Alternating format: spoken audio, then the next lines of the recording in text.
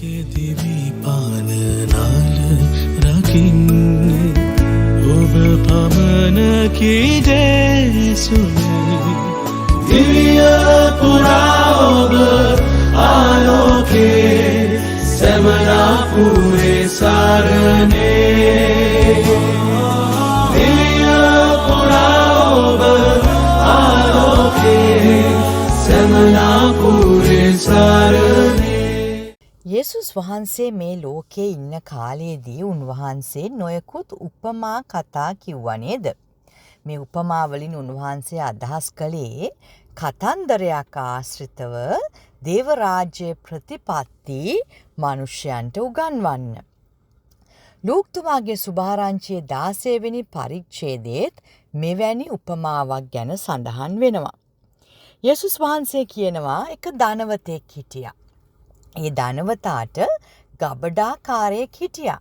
ඒ ගබඩාකාරයා ඔහුගේ වස්තුව නාස්ති කරනවා කියලා ඔහුට පැමිණිලි ලැබුණු නිසා ඔහු මොකද කරන්නේ? මේ ගබඩාකාරයාව ඔහුගේ රස්සාවෙන් අස් කරන්න තීරණය කරනවා. දැන් මේම තීරණය කරන් පස්සේ මේ ගබඩාකාරයා කල්පනා කරනවා අනේ අපොයි දැන් මට මේ රස්සාව නැති වුණාන් පස්සේ මං කොහොමද කාලා බීලා ඉන්නේ? මට දේවල් සපයා ගන්න අලුත් මිත්‍රයන් මට හොයාගන්න වෙනවා කියලා ඔහු කල්පනා කරලා ඔහු මොකද කරන්නේ?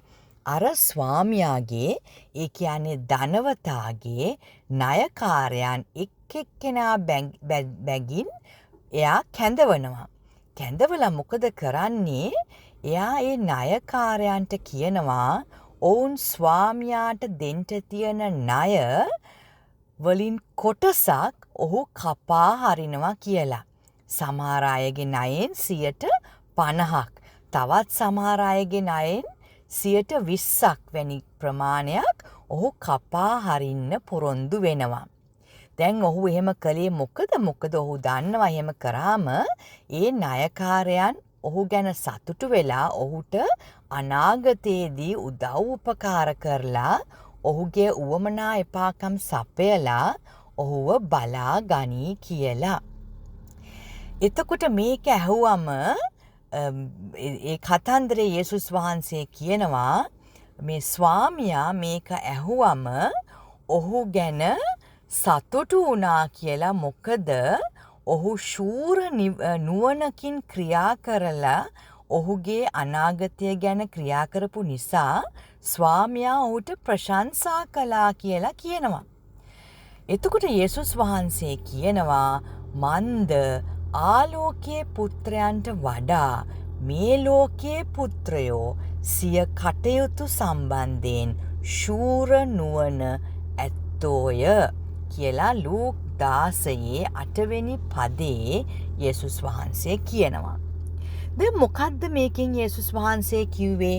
ඒ කියන්නේ මේ මිනිස්සයා කරපු ක්‍රියාව හරි කියලාද යේසුස් වහන්සේ කියන්නේ? නෑ නේද?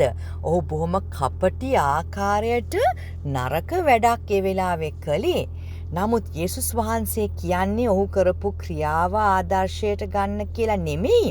නමුත් ඔහු නුවණ පාවිච්චි කරලා ඔහුගේ අනාගතය සලසාගත්තු ආකාරය ආදර්ශයට ගන්න කියලා කියනවා.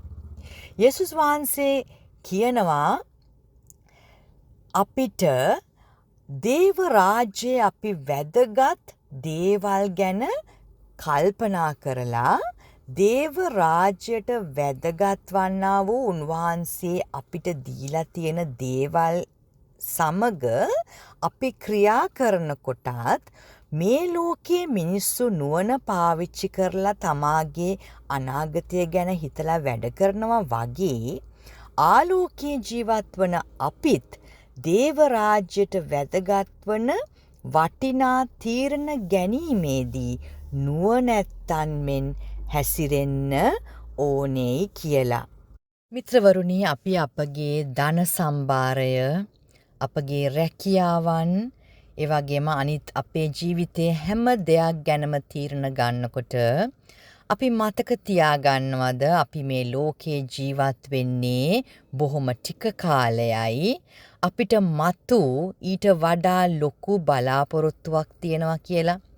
අපි මෙහෙම හිතනවා නම් අපි ගන්නා තීරණත් දේව රාජ්‍යයේ ප්‍රතිපත්ති අනුව දේව රාජ්‍යයේ වර්ධනය උදෙසා අපි අනිවාර්යෙන් ඒ තීරණ ගනීවි.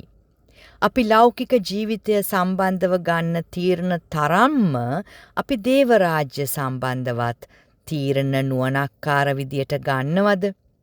මතෙව්තුමාගේ සුභාරංචියේ 6 වෙනි පරිච්ඡේදයේ 33 වෙනි පදයේ යේසුස් වහන්සේ කිව්වා පළමු කොටම උන්වහන්සේගේ රාජ්‍යද ධර්මිෂ්ඨකමද සොයන්න එවිට මේ සියල්ලත් ඔබට දෙනු ලැබේ කියලා නේද? අපි අපගේ දරුවන් ගැන අපගේ පවුල් ගැන තීරණ ගන්නකොට අපගේ ධනය අපි පරිහරණය කරනකොට අපි හැම තිස්සෙම දේව රාජ්‍ය ගැන කල්පනා කරලා උන්වහන්සේ කැමති ආකාරයට රාජ්‍යයේ වර්ධනය උදෙසා කරන්න කියන්න තියෙන දේවල් අපි කරනවද? අපි හොඳ ගබඩාකාරයන්ද මිත්‍රවරුනි? දෙවියන් වහන්සේ අපිට හුඟක් දේවල් දීලා තියෙනවා. උන්වහන්සේ බලාපොරොත්තු වෙනවා අපි තීරණ ගන්නකොට නුවණක්කාර විදියට උන්වහන්සේගේ රාජ්‍ය උදෙසා ඒ හැම තීරණයක්ම ගනී කියලා.